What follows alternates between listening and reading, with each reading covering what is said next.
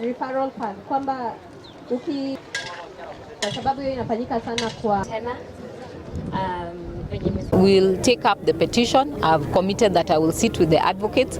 We quickly review the best intervention strategies, and then we will see what is the next course of action so that we can see how we can support them to ensure that they get justice. Watu wanaishi hapo. Unakuta mtu ako ndani ya hiyo watu 10 kwa blot, na alikuwa na shamba eka 1 au eka 2, alikuwa na nyumba lakini alikuwa hajalishi. Sasa akaleta watu kutoka nje, akakuja akaweka akiwa anataka kuhamisha hao wenyeji. Tunataka kuambia hivi, haki afanyike.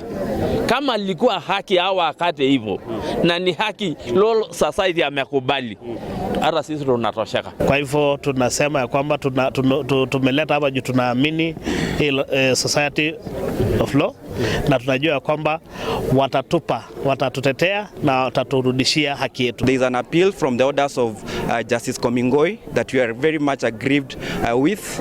We are also going to take other measures